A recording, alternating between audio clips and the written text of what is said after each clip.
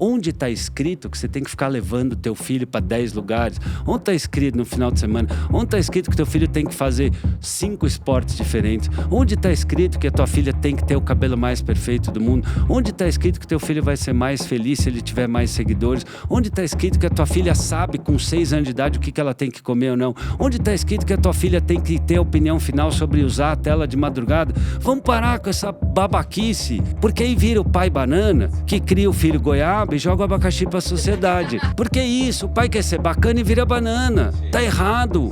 Não, cara, você tem que se respeitar, você é o adulto. Outro dia eu fiz um post que já tá circulando super, que falava disso. O pai tá virando sujeito oculto na oração. A mãe hoje tá mal paga. Eu ouço isso de muitas pacientes minhas. Ela tem um filho de 15 e um de 45. E os dois ficam jogando videogame. Ai, mamãe é chata, né?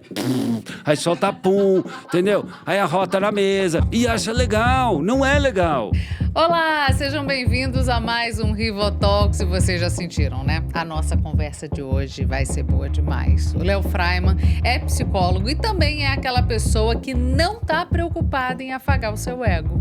Isso mesmo, com 1.700.000 seguidores nas redes sociais, impactando mais de 200 milhões de pessoas todos os anos, o Léo quer chamar a atenção das pessoas sobre os seres humanos que a gente está formando e que tipo de relação nós estamos construindo com eles. E olha, essa frase foi dita aqui no episódio, tá? Se a diferença entre o que é remédio e o que é veneno tá na dose, o talk de hoje é como se fosse aquela de pirona, sabe? Que em pouco tempo resolve aquela sensação ruim. Pois então, esse talk ele tá menor do que os outros porque o Léo tinha um compromisso, mas está excelente, na dose certa. Uma delícia. Então bora começar o nosso Talks, a nossa versão semanal de conversas com um convidado e com o apoio da Bombril.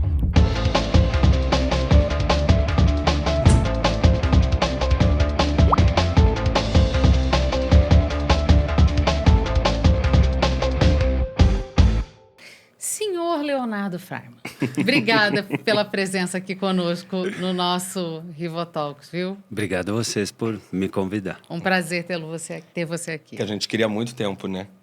Queríamos há muito que tempo. Legal. Ô, Léo, eu te conheci nas redes sociais porque meus pais são os teus maiores fãs e eles mandam vídeos seus, assim, semanalmente pra mim. Que legal. No Instagram. Eu tenho até a suspeita de que a gente é irmão, porque a minha mãe me criou exatamente da maneira como você preconiza nos seus vídeos. Sempre com muito amor, mas sem dourar pílula, sem enganar a gente, a mim e ao meu irmão, para que a gente fosse feliz. Da onde surgiu, então, esse seu desejo de falar sobre isso, sobre educação, sobre criação de crianças e adolescentes?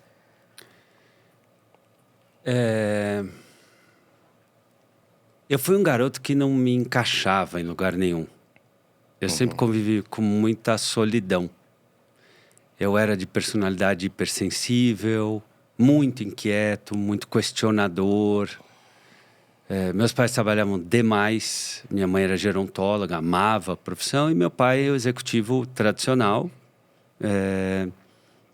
E eu não me encaixava.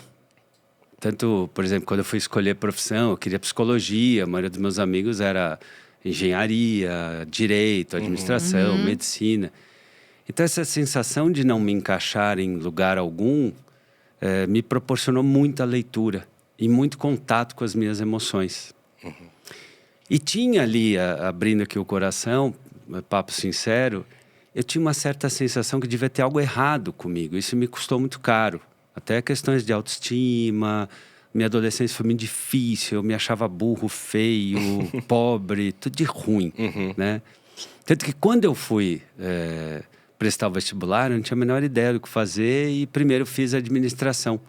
Para depois, a partir da leitura do livro História Sem Fim, em que o Bastian vai em busca do resgate dos sonhos, da fantasia, aí que eu me veio uma luz, eu falei, eu quero ser essa pessoa que traz luz, traz cor para o mundo.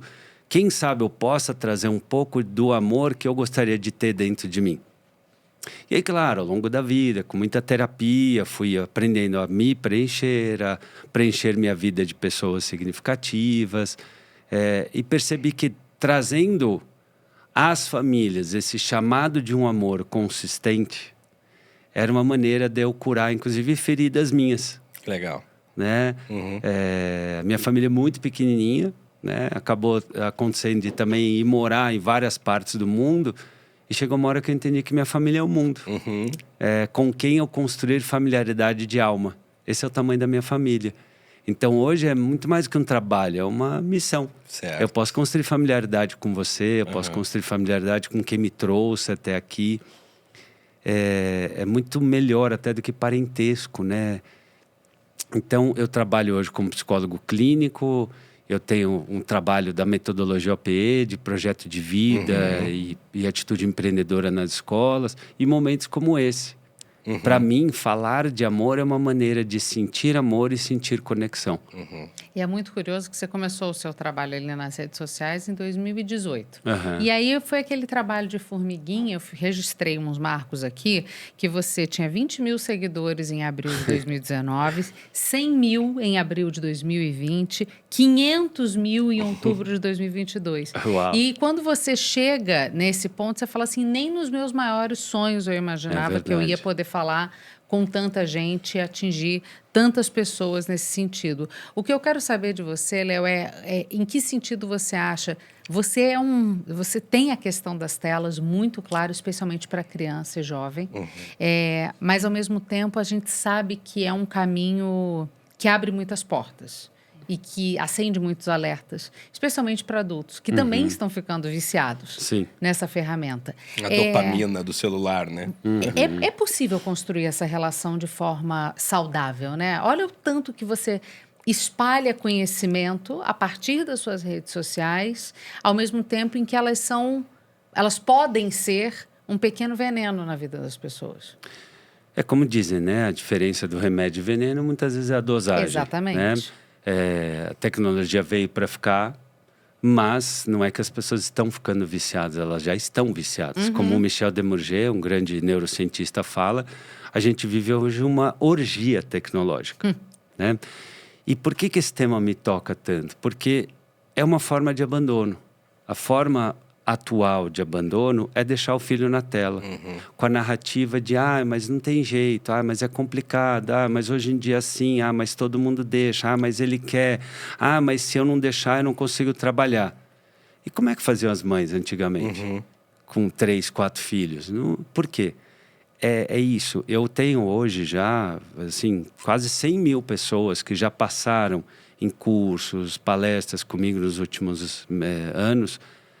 Eu tenho meu curso mais vendido, é o Educando Filhos na Era Digital.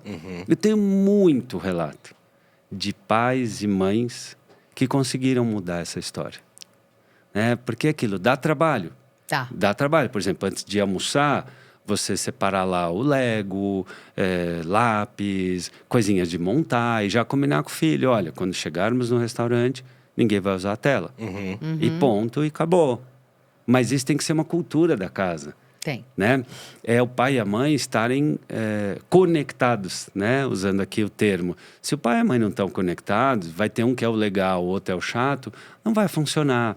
Né? Se o pai vai de manhã levar o filho para a escola e está lá fazendo, né, FaceTime, reunião, cara, não vai funcionar. Então, quando eu vou mostrando para o pai e para a mãe que é uma libertação do vício, porque todo vício é um empobrecimento da vida. Todo vício é uma forma de empobrecimento. Começa com uma pobreza, ou seja, eu me acho pobre, eu me acho incapaz, eu me acho menos. Aí eu me vicio em algo que, de alguma forma, anestesia. Aquele buraco, todo né? vício é igual. Claro. Todo vício tenta suprir uma falta, exatamente. Só que aí a pessoa troca um problema por 2. Que nem aquele cara que tem baixa autoestima, tem trauma com o pai dele, ele vai lá e bate na esposa. Ele só aumenta o problema dele. Sim. Não rompe o ciclo, ele renova, né? Exatamente. Então, eu sinto que, assim, para mim, hoje, o motivo de satisfação não é que eu tenho quase 1.800.000 pessoas que seguem, são as 10 milhões por mês que vêm os conteúdos. Sim. São os mais 200 milhões de views por ano. Exatamente. Porque eu sinto que, ainda que eu dou uns puxões de orelha na mãe, no pai... Dá vários. Eles sentem que tem um amor ali. Eu tenho muita gente que me para em shopping, aeroporto. Obrigado, não para. Puxa, que bom, você dá vários puxões de orelha. Nossa, a bronca que você deu ontem foi ótimo. Por quê? Porque tem um amor. E essa é, na minha opinião, A verdadeira função de um adulto, de um psicólogo, de um educador. É construir o equilíbrio entre o afeto e a firmeza. Sim. Muito afeto vira permissividade, é o pai, mãe, amiguinho. Que não funciona, deixa a criança em nenhures, em lugar nenhum, é ruim. E muita agressividade, muita firmeza, muito autoritarismo também é ruim. A criança murcha. A criança voa, que nem uma bexiga, ela pode fazer tudo. Sim. O que acontece com a bexiga solta? Ela atrapalha Desorienta, todo o né? ambiente e depois ela cai morta no chão. É o que acontece com os nossos alunos hoje nas escolas. Você entra em muita escola, é aluno anestesiado, é adolescente que não quer nada. Pensa, numa fase em que a pessoa quer engolir o mundo, o que está acontecendo com muitos nossos adolescentes? Pergunte para qualquer professor. Em muitas escolas, o aluno está assim... Apático. Mas por quê? Porque tem uma construção dessa apatia. Em casa. Em casa é melhor ter um filho apático, no fone, né? Que não incomoda. Fumando, bebendo, usando vape ou usando a tela, porque educar dá trabalho. E muito pouca gente quer educar. Ter filho, quase todo mundo quer.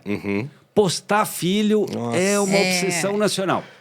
Né? É desde o chá revelação, é a filha que saiu do cabeleireiro com 7 aninhos já com batom. A gente está destroçando as nossas crianças, essa é a verdade. A gente está contraindo uma dívida impagável para essas crianças, expondo-as ao ridículo de dancinhas sexualizadas com 8 anos de idade. Isso é ridículo do ponto de vista do desenvolvimento, é uma maldade. E são coisas que vão ficar para sempre na rede, né? É uma maldade, porque para suprir a minha carência como pai, como mãe, para suprir a minha insatisfação com a minha vida, para suprir a minha solidão, eu tomo o meu filho de melhor amigo, faço ele fazer umas dancinhas ridículas para ganhar audiência e todo mundo dizer, nossa, que fofo teu filho. Óbvio que nem toda dancinha é ridícula, mas se a gente olhar, muitas das coisas postadas, na prática, não tem o menor cabimento. Como teve a trend do palavrão, por exemplo. Não, aquilo foi assim, Fecha uma a criança bizarrice. e deixa a criança aquilo é falar uma palavrão. bizarrice.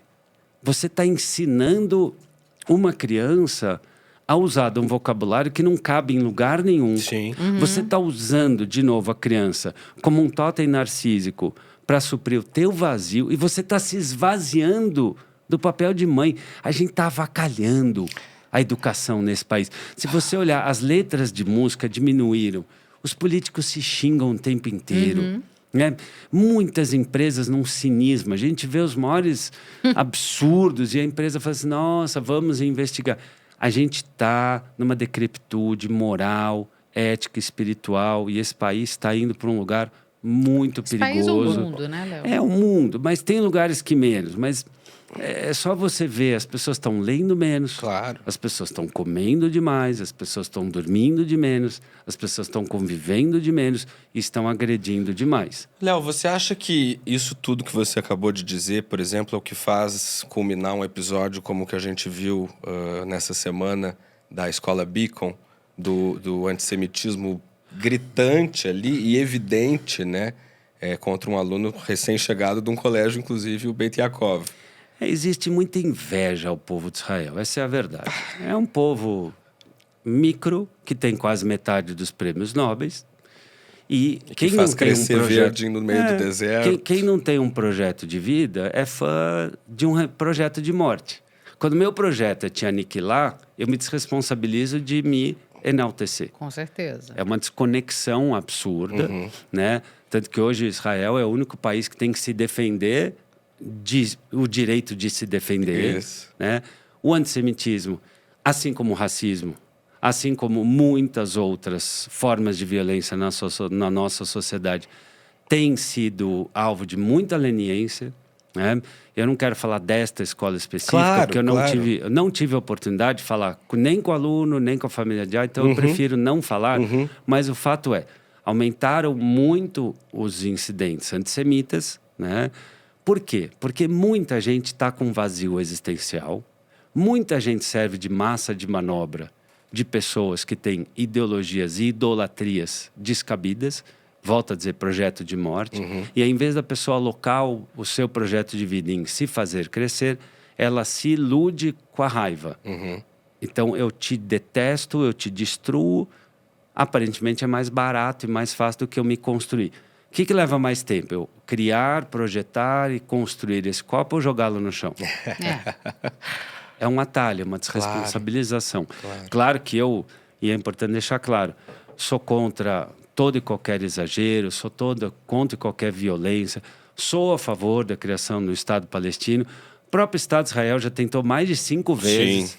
E por N problemas que muita gente faz questão de passar pano, de mentir, tá? De forma maldosa, intencional, né? Tem muita distorção em cima dessa situação. Mas o fato é que se a gente olhar, muita criança adolescente hoje consome games violentos. Certo. Vê nas redes sociais um monte de violência. Então, a nossa cultura, você vê, os estádios de futebol viraram arenas. O que era a arena? Era onde os gladiadores serviam de espetáculo de carnificina. Então, a gente vai no cinema, tenta achar hoje um filme de amor. É raro. Mais difícil. Não, tenta as pessoas debocham, inclusive, né? Tenta achar comédiazinha romântica. Tenta achar na Netflix, na Prime Video, sei lá onde você quiser, um filme de amor. A nossa sociedade cultua e cultiva a violência o tempo inteiro. Então, uns vão odiar judeus, outros o gordo, outro o baixinho, outra mulher. E a gente vai criando um país extremamente violento. O Brasil é um dos piores países para mulheres em termos de violência. Para a população trans, né? Agora, mais recentemente, para judeus. E por aí vai. E um país que odeia a si mesmo não tem projeto de nação. Não. Né? Vira todo partido. Não cria uma unidade, né? Não tem unidade, que é um dos problemas do nosso país. Isso acontece, então, também com os pais em relação aos filhos, né? Os pais que não têm um projeto de vida acabam inviabilizando a vida dos filhos. Aí você vê carteirada na escola, tem feriado na sexta, o pai já pede para dispensar na quarta, para não pegar trânsito. Você vê, antigamente, quando um professor, né, atribuía uma nota 5, a criança tomava bronca em casa. Porque o professor não dá nota. Nota não é uma coisa que eu tenho aqui no meu... Toma nota. O professor, na verdade, é um espelho. Isso. Então, o que acontece hoje? A criança chega em casa e fala assim, o professor me tirou da sala de aula. Em vez da mãe, muito obrigado por educar meu filho, a mãe tenta dar carteirada no grupo de WhatsApp. Então, mas por que isso? Por uma falha narcísica dela. Tá. Ela, vaidosa, não aceita que o filho dela sofra. Seja porque ela tem seus traumas mal trabalhados da infância. Então, aquela coisa, filha minha não vai passar por isso, né? A gente vê, por exemplo, outro dia eu dei uma palestra numa empresa e aí terminou, umas mães chegaram perto para bater papo, tirar foto e tal. Aí uma delas assim, eu descobri uma colônia de férias super legal. Conta, amiga. Então, é uma colônia ótima, porque você pode ver no aplicativo, eles fazem edição das melhores fotos do dia, você pode a qualquer momento ver por webcam como está sua filha. Eu falei, mano, você não tem mais nada melhor para fazer do que ficar esse Big Brother familiar. É isso. Cara, é bizarra essa ideia de que eu tenho que ter controle o tempo inteiro, que meu filho tem que ser perfeito, ele não pode esperar nem se frustrar. Isso é a porta de entrada para um monte de neuroses. O fim da individualidade da mãe também, que é uma pessoa, é um indivíduo. Isso, a mãe, em vez de cuidar das angústias dela, da felicidade dela, do casamento dela, da carreira dela, da espiritualidade dela. Eu falei para ela, mãe, você não tem mais nada melhor para fazer do que ficar olhando a tua filha? Jura? Essa é a tua diversão principal? Sabe o Isamitiba, que é um profissional que eu me inspiro muito. Meus pais me levaram a uma consulta com o Isamitiba. Ele era um cara incrível, né? Um dos maiores educadores que o Brasil já teve. E ele falava, uma das maiores desgraças para uma criança é a mãe que vive em função dela, porque ela vai cobrar. Eu estou investindo em você, eu me dedico à sua vida, então agora você tem que me dar essa vida. Isso é uma estratégia draculeana. Ou seja, eu finjo que eu sou uma mãe, um pai legal e roubo teu sangue. Eu não te deixo ter vida própria. Samuel Smiles foi criador do primeiro livro de autoajuda. Em 1959, o livro chamava-se Self-Help, autoajuda. E ele fala, uma das piores desgraças que você pode dar a uma pessoa é uma vida sem espera, sem superação, sem construção, sem criatividade, sem mérito. é uma vida boba. É uma vida anestesiada. O Isamitiba me diagnosticou como viciado em fazer o que gosta. Olha, Vamos falar Acho sobre que isso a Cecília depois. concorda Ô, Léo, quem te olha nas redes muitas vezes pode ter a impressão de que você é mais bulldog do que Buda Dog, que era aquele cachorrinho que você tinha, que você postava ele volta Sim. e meia na sua casa, né? Não sei se você ainda tem Sim, ele. tem. É, que ele tinha um bichinho chamado Buda Dog, gente. Exato. E que é um cachorrinho meditando. E muita gente pode achar que você é mais bulldog, porque você vai... Presta atenção, não faz Acorda! isso, acorda, isso. né? Eu queria saber um pouco, porque vendo ali um pouquinho da sua história, o seu pai era um cara que nunca te deu nada de graça. não. Ixi, pra ganhar um meião novo pra jogar futebol era Você tinha que fazer uma nota muito pesquisa de boa. preço. Pesquisa de preço, trazer pra eles 5 cartões de visita. Não, nós somos não irmãos. tinha moleza, Não é mano. possível. Não. Eu, cada vez, pequeno, 6, 7 anos, cada vez que eu tirasse os sapatos sem desamarrar, era uma punição. Era R$5 a menos da minha mesada. É, o que eu Saiu falo- de um ambiente, não apagou a luz, R$5 a Então, menos é da por isso que mesada. você tá onde tá, cara. É por isso que eu falo, a maior benção de uma criança é ter mãe chata. Minha mãe era a rainha da chatice. Nossa. Minha Sim. mãe, com 12 anos, ela falou assim: ó, você não quer ir dormir na casa de um amigo? Então, você não tem maturidade para isso? Então, eu vou dormir 1 hora a mais, você vai de ônibus para a escola. E era o único que ia de ônibus para a escola. E essa é a parte boa da minha vida. Tá. Tá? Isso me deu autonomia, isso me deu capacidade de empreender. Por isso que hoje eu escrevo de projeto de vida. Porque meus pais, eles foram mestres em formar autonomia. Sim, Tá? E minha mãe era uma mulher que não tinha a menor preocupação em me fazer feliz. Isso. E aí, tanto é que eu fui fazer, há um pouco tempo atrás, o curso de Ciência da Felicidade. Aham. Mas eu aprendi com ela. Minha mãe fundou o feminismo, o empoderamento feminino. Foi a primeira gerontóloga do Brasil. Ela foi um grande modelo para mim, de não ter medo de nada. Eu brinco que eu fui criado por uma mãe que me fez entender que eu posso ser humilhado por qualquer chefe na vida, mas que eu vou voltar para casa bem, assim. Sabe? Ela me criou para isso, para Mas mundo. isso é tão- raro, né? A gente sabe que esse Super. comportamento é absolutamente Super. incomum. Por uma miopia. Muitas vezes, e óbvio que movido por amor, né? Sim. Quando eu dou essas chamadas ou aumento o tom de voz, é porque assim, eu tô farto de gente mureteira. Eu tô farto de, sabe, psicólogo, educador mureteiro. Não, mas vamos ver, porque veja bem. Ah, porque coitada da criança. Ai, porque você tem que abaixar e falar no tom de voz da criança e Isso. conversar Gente. com ela. Cara, isso é muito bonito. Tá? Nos meus livros eu também falo de coisas ideais, mas tem uma vida que é a vida real, que tem dia que a mãe fala, chega! Entendeu? Tem hora que o pai já falou 18 vezes, falou, acabou. Vai pro seu quarto, chega, eu não sou teu amigo.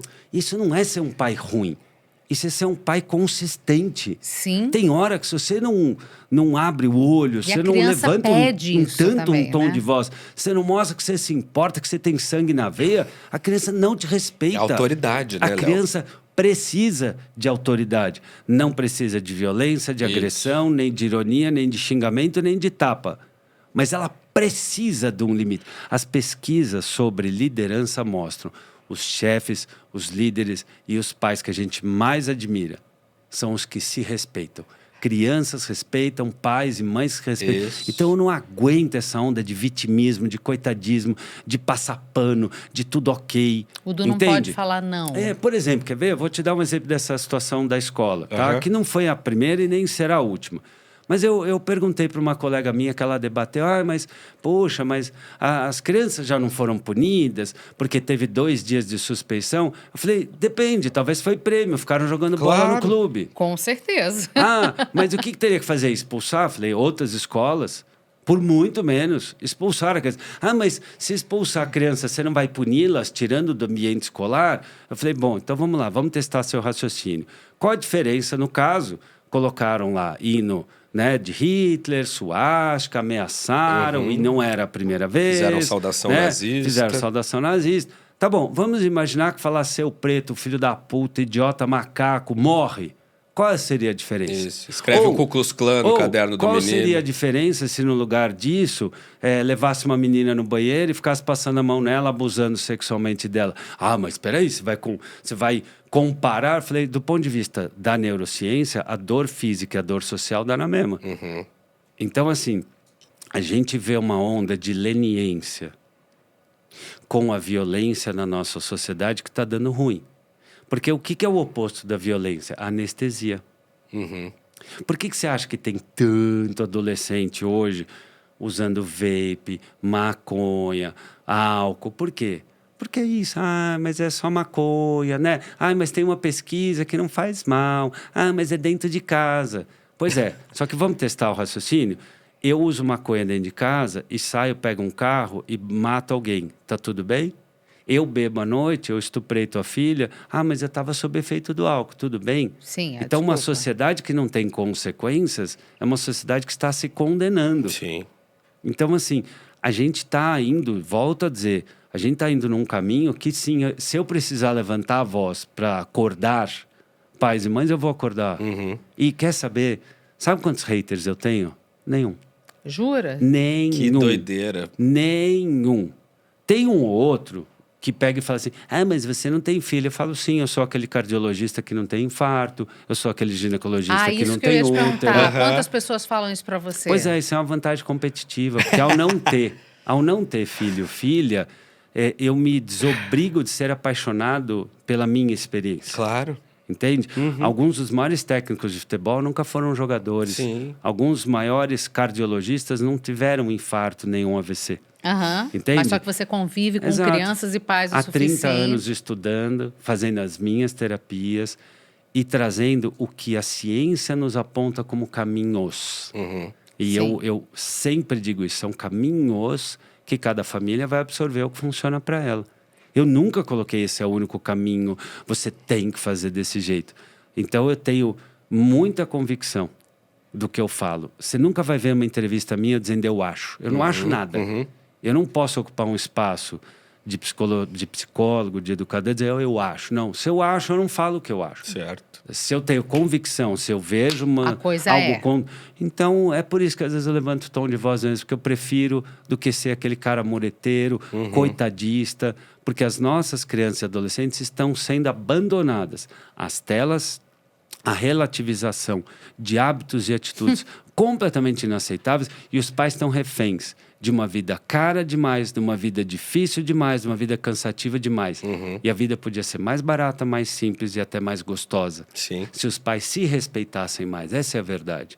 Onde está escrito que você tem que ficar levando teu filho para 10 lugares? Onde está escrito no final de semana? Onde está escrito que teu filho tem que fazer 5 esportes diferentes? Onde está escrito que a tua filha tem que ter o cabelo mais perfeito do mundo? Onde está escrito que teu filho vai ser mais feliz se ele tiver mais seguidores? Onde está escrito que a tua filha sabe com 6 anos de idade o que ela tem que comer ou não? Onde está escrito que a tua filha tem que ter opinião final sobre usar a tela de madrugada? Vamos parar com essa babaquice. Sim. Porque aí vira o pai banana, Sim. que cria o filho goiaba e joga o abacaxi para a sociedade. Entende? Uma grande salada de fruta. É o sacolão do mal. É. Porque é isso, o pai quer ser bacana e vira banana. Sim. Tá errado. Sim. Não, cara, você tem que Sim. se respeitar, você é o adulto. Outro dia eu fiz um post que já está circulando super, que falava disso. O pai tá virando sujeito oculto na oração. A mãe hoje está mal paga. Sim. Na economia psíquica existe esse Sim. termo, Sim, né? sim. Tô mal paga. Tá ruim. Eu ouço isso de muitas pacientes minhas. Ela tem um filho de 15 e um de 45. E os dois ficam jogando videogame. Ai, mamãe é chata, né? Aí solta pum, entendeu? Aí a rota na mesa. E adultos acha infantilizados, legal. E né? acha legal. Não é legal. Eu acho que tem a minha geração que tem crianças agora, né? A turma de 40 e pouco, e tem a geração dos meus pais que acham que, por exemplo, terapia é uma grande bobagem, que eu não vou pagar para alguém ficar me falando que o problema é da minha mãe, que minha mãe é culpada. Isso eu escuto dentro da minha casa. A gente parece que teve uma virada de chave de mais gente aceitando a psicologia e a sim, terapia. sim. No entanto, ainda tem muita gente que tem certeza que é uma grande bobagem. E isso dá um trabalho danado também, né, Léo? Porque, assim, você não pode convencer ninguém aí na terapia. A gente vive hoje uma certa epidemia de saúde mental. Então, assim, Sim. vou te falar uma coisa. Todo psicólogo que eu conheço, de bom para cima, tá com a agenda lotada. Mudou muito isso. Sim. A pandemia evidenciou, né? E a gente vive hoje uma aceitação social muito maior. Eu tenho lista de Sim. espera há 15 anos, graças a Deus, a minha equipe toda, agenda lotada. Por quê? Porque é verdade que a gente veio de um lugar em que as questões mentais eram frescura, né? Eu cresci ouvindo isso, aquela Terapia era homem coisa não de chora, maluco, né? isso é frescura. A gente saiu, mas eu vejo que a gente está num outro lugar, sabia? Quem não faz terapia hoje, a enorme maioria das pessoas que não faz é porque não sabe aonde procurar ou que realmente não tem condição financeira, porque a saúde mental no Brasil Infelizmente. é ainda quase ausente. Sim. Você tem uma crise de pânico de madrugada, vão te dar um calmante, acabou. Você não tem psicólogo nos pronto-socorros, o que é um grande erro, porque muitas das questões que trazem pessoas até a cirurgia são questões de autoestima. Sim. Né? Só para dar um dado, Guy Winch, um psicólogo norte-americano, ele mostra no TED Talk dele mudanças na higiene, como usar sapato, lavar a mão, coisas simples. Praticamente dobraram a expectativa de vida da população mundial. Olha que lindo, em 100 anos. A gente foi de 35,40 para 75,80. Imagina se a gente tivesse um pouco mais de higiene mental. Que vida linda a gente podia ter. A gente, Léo. Só para dar um contexto, a gente mencionou no nosso Rivo News, que aliás é o nosso programa de sexta-feira, ao vivo, 12:30 sempre, gente. Um resumo semanal de notícias. Uma senhora que fez 117 anos. E basicamente a receita dela é: não tenha preocupação, obviamente, não se sobrecarregue de preocupação, leve a vida com leveza, com mais otimismo possível. Ela tem 117 anos, eu não posso deixar de acreditar nessa mulher, né? E ela que com 115 teve Covid. E sabe que as pesquisas estão na direção disso. Existe um pesquisador, chama Dan Bittner. Ele pesquisou as zonas azuis, as blue zones no mundo. São áreas... A ilha de Okinawa. Oásis de desenvolvimento, você tem ali né? localidades em que as pessoas têm longevidade e felicidade. Consequentemente, mais saúde e tudo mais. E o que se encontrou ali? Alimentação saudável. A pessoa come seu chocolate, a pessoa come bolo, a pessoa come, né, tudo. Só que ela come moderado. Sim. Ela come porções menores. Ela levanta da mesa com 80% de saciedade. Ela não fica se empanturrando. 2, elas caminham, se mexem, né? Elas usam o corpo. As pessoas falam, não tem tempo de fazer ginástica. As pesquisas mostram que 7 minutos de ginástica intensa, do tal do HIIT, você faz, sei lá, 7 agachamentos, para 10 segundos. Você faz lá 50 segundos de abdominal, para mais 10 segundos. Pula a corda, 50 segundos, para mais 10. 7 sequências já é o suficiente para você ter saúde. Então, assim, não tenho tempo. O tempo é relativo. Quem quer faz, né? O que a gente estava falando antes. Raríssimos momentos de vida. Sei lá, a mulher teve trigêmeos, Claro. tá terminando a pós. Aí tá bom. Não tem como. Não dá. Não dá pra fazer. É possível, né? Cara, você média... vai num parque, tem mulher grávida que tá lá correndo com o carrinho. Sim. Então, assim, eu já tive paciente minha que desceu pra academia, deixa o filho ali no cercadinho e vai fazer sua academia. Quem Agora, quer, dá um jeito. Quem Isso quer, é pega e evidente. faz. Quem não quer, acha as desculpas para não fazer. Volto a dizer, tem momentos que não dá. Sim. E tem pessoas que, pela condição Arte do econômica... possível, A né? pessoa acorda 4 horas, vai lá. Mas não estou falando destas pessoas que, infelizmente, não têm, às vezes, muita opção mesmo. Sim. Mas olha que interessante. Laços sociais, muito encontrado nas ilhas de felicidade e prosperidade. E não é 10 mil amigos no Facebook, no Instagram, é um amigo. Você só precisa de um amigo. Aliás, uma pesquisa muito bonita que mostrava razões de sucesso, apontava isso. Você só precisa ter uma pessoa que acredite em você. Se você tiver um ser humano Legal. que diz, eu acredito em você, você tem valor, isso é milagroso. Por isso que eu vejo que a gente tem uma responsabilidade muito bacana quando a gente, às vezes, dá um bom dia para alguém. Com certeza. Sabe, quando às vezes a gente diz para alguém, escuta, você sabe que eu te amo? Ou quando a gente diz para alguém, nossa, teu trabalho ficou bonito. Ou quando você chega para alguém e fala assim, me desculpa, eu não quis te machucar, eu não percebi. A fala, né, do bom dia, obrigado, como vai, me desculpe, Muda eu te amo. vidas. Cara, ela pode mudar uma vida. Total. Pode mudar uma vida. Tem muita gente que faz yoga e não dá bom dia pro porteiro, né? É. Mas, Léo, eu trabalhei numa revista do segmento Parenting. E o mantra que se entoava lá era nasce uma mãe, nasce uma culpa. Já vi vídeo seu dizendo que você discorda disso, mas Totalmente. eu estava estudando para nossa entrevista e liguei para minha mãe. Eu já imaginava também a resposta que ela ia me dar. Aí eu liguei para ela e falei, mãe, você concorda com isso? E aí ela disse o seguinte, primeiro ela riu da minha cara, disse, óbvio que não, claro que não. Se eu tivesse que mudar essa frase, eu mudaria para nasce uma mulher, nasce uma culpa. Mas ela entende que, enquanto mãe, ela fez e faz tudo que pôde, tudo que estava no seu alcance, dentro das possibilidades dela e dentro do amor que ela sente por nós, e está muito satisfeita com os homens que ela criou.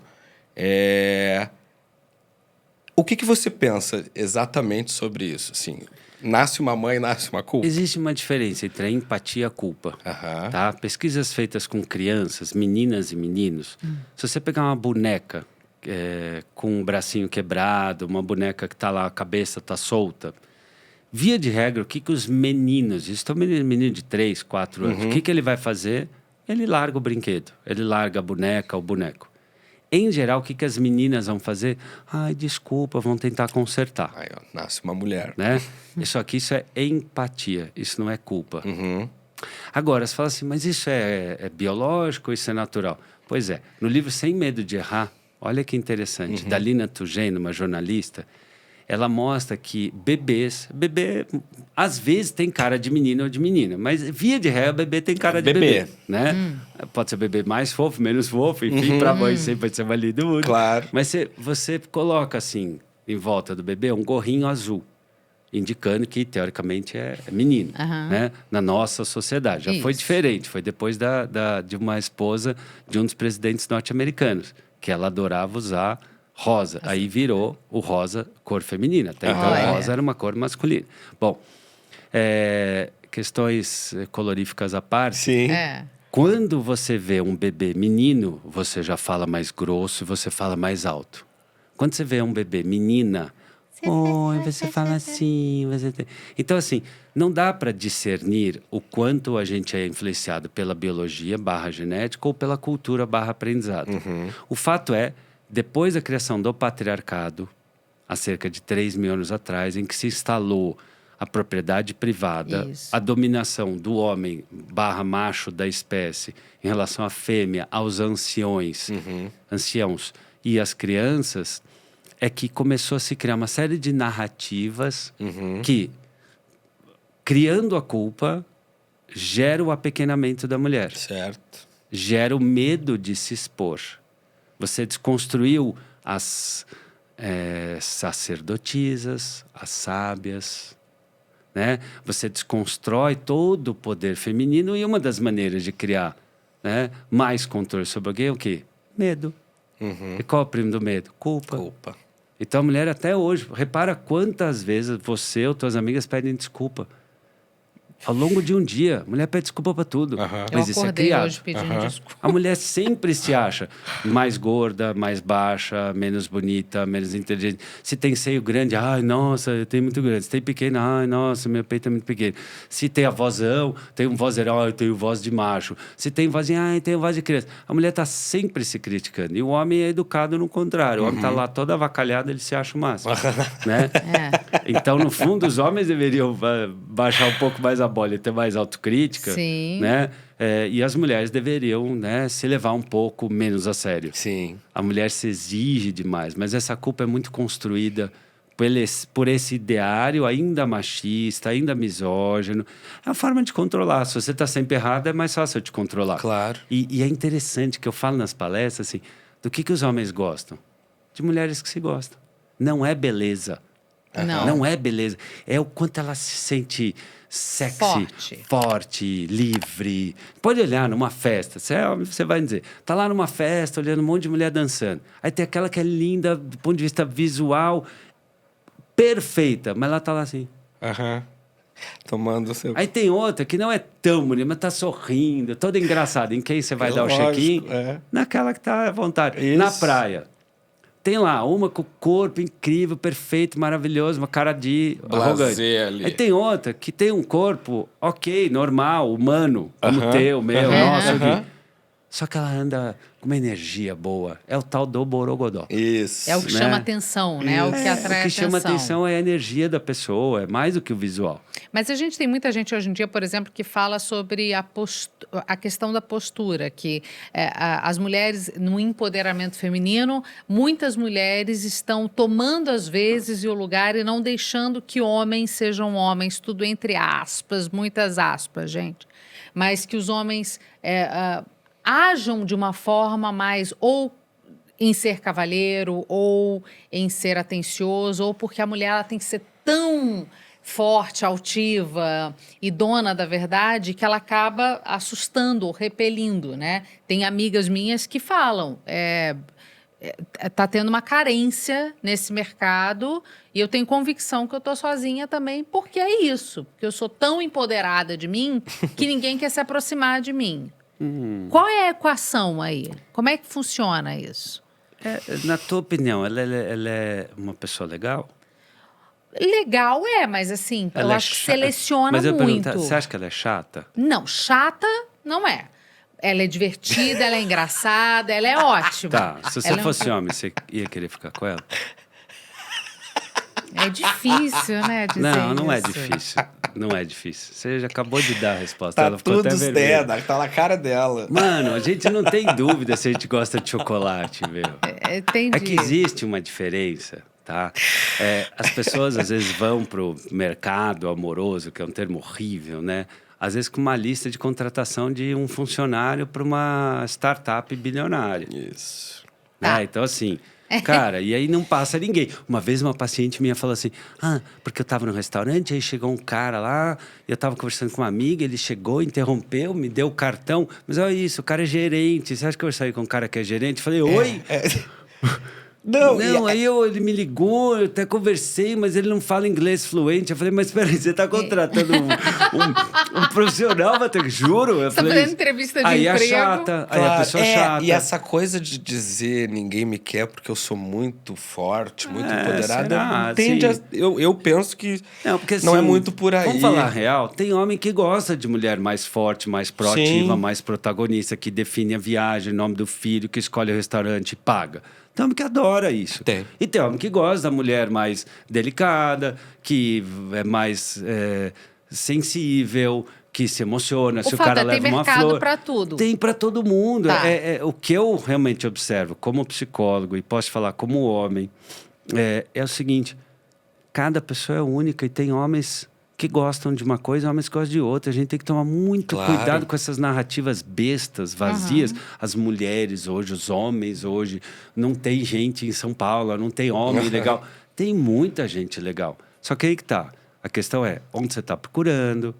A sua pergunta para mim é matadora. Você é chata? Se o que você está procurando é realista. Isso. Se você está disposto a construir. Porque também, às vezes, você quer uma coisa que já venha pronta. Então, a pessoa nem deu um beijo na boca, já quer falar de fantasias sexuais, né? Isso. Então, assim, às vezes você tem que construir confiança. Claro. Né? Eric Fromm, que é um autor que eu gosto muito, ele escreveu um livro chamado A Arte de Amar. E você pode talvez dar esse livro para essa tua amiga, que ele fala o seguinte, o amor é a junção de 4 atitudes concretas, 4 ações, não é um mero sentimento. O amor é uma atitude que tem a ver com conhecer. Então, quem é essa pessoa? Esta mulher gosta de flor ou gosta de conversar? Esta mulher, ela gosta de ter o espaço dela ou ela gosta de 10 mensagens por dia? Quem é essa mulher? Qual o cofrinho do coração dessa pessoa? Né? Depois do cuidado, vem o conhecimento, quer dizer, junto, né? Mas uma outra atitude. Conhecer. Aí eu, conhecendo, posso cuidar. E sim, amar é cuidar também. Com certeza. É pensar nessa pessoa, é proteger essa pessoa, é amparar essa pessoa. E a gente pode cuidar com palavras, com gestos, com presentes, com N maneiras. Aí tem o respeito. Né? De repente, esta mulher vai se sentir respeitada se você jogar ela na parede e encher de beijo. A outra, se você der uma pegada mais forte, ela vai... Já vai. Entendeu? A outra vai se sentir respeitada se você falar, não, deixa que eu vou no mercado, eu compro. A outra vai falar assim, não, eu que sei porque você não sabe escolher, eu que gosto. Do amor. Então assim, e além do respeito, tem a responsabilidade. Que é quando você pensa, é mais do que fidelidade, quando você pensa assim, diante da natureza desta pessoa, o que pode acontecer de difícil e como é que eu posso simplificar a vida dela? Poxa, essa pessoa não gosta de conversar logo que chega em casa. Isso é responsabilidade.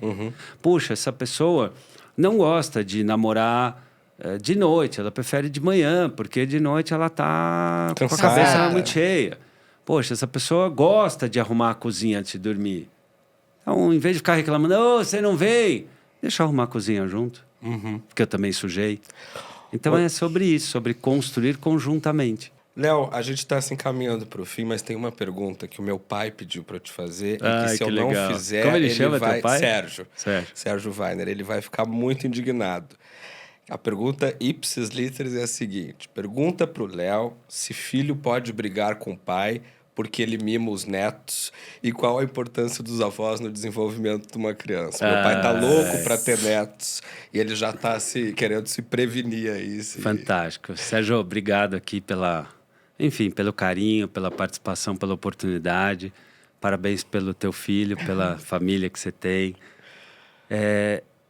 Antigamente, as crianças podiam brincar na rua. Não tinha rede social. A rede social era super pequena, existia uma família mais próxima, mais unida e uma noção de hierarquia e consequência muito clara. Então dava tempo de o pai e a mãe educar e o vô e a avó estragar. Hoje em dia, com as ruas violentas como estão, as redes sociais violentas, vazias e manipulatórias como estão, a enxurrada de notícia negativa que se tem, né? Uma onda de cinismo de muitas das nossas lideranças que deixam para as crianças, para os jovens, uma sensação de que o mundo é ruim.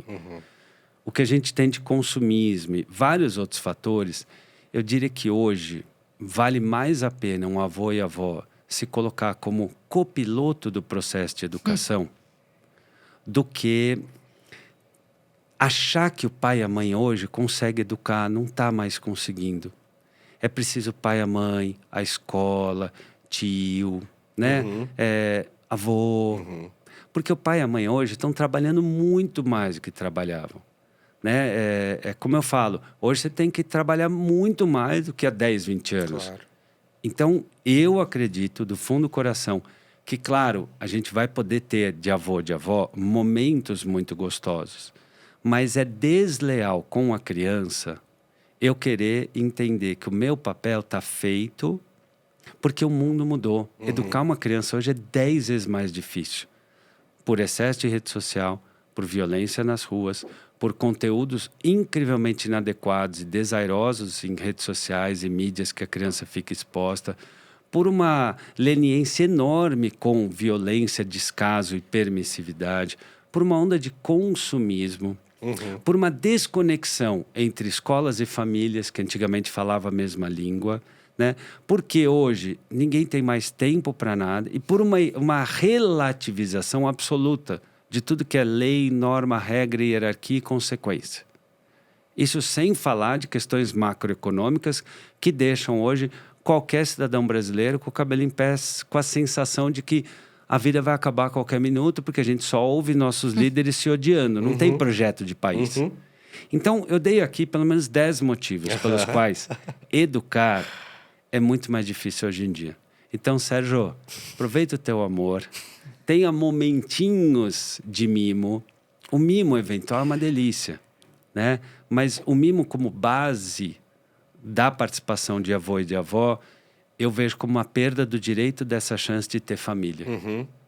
Perda do direito de chance é a criança não teve a chance de se formar de maneira completa. Se tiver pai e mãe falando a mesma linguagem, filhos e avós falando a mesma linguagem, família e escola falando a mesma linguagem, a gente vai ter uma educação muito mais consistente. Né? É deixar um pouquinho o nosso ego de lado e entender que talvez o maior presente que o teu pai pode dar ele ser o teu parceiro. E parceiro tem a ver com par. Não é igual, Claro. mas é o par. Sim. Né? Isso vale para um casal, isso vale para família e escola, isso vale para filho e avô. É o que eu acredito do fundo do meu coração. Olha, a gente teve um Rivotalks completamente excepcional, que foi bem mais curtinho, mas fica aqui o convite, Léo, óbvio, Já pra gente tá fazer aceito, uma parte sim, 2. com certeza. Que tem muito mais Nossa, coisa. Eu não claro, consegui falar do delícia. senhor nascido em 4 de julho, fazer uma relação com essa figura Com o que é filme. os nascidos em 4 de julho. Tem muita coisa pra Ótimo. gente mais conversar ainda, então já fica o convite feito, Bom viu? sinal, né? Como o Clóvis de Barros Filho fala, né? A felicidade é aquele instante que a gente não quer que passe. Exatamente. Então, Conversa E o que boa. passa bom. em 15 minutos, né? Muito obrigada, Obrigado, Léo. Léo. Vocês curtam esse momento aqui que a gente está vivendo e vai viver mais. E sexta-feira, Rivo News, 12h30 ao vivo no nosso canal no YouTube. Não perca. não percam. Beijo.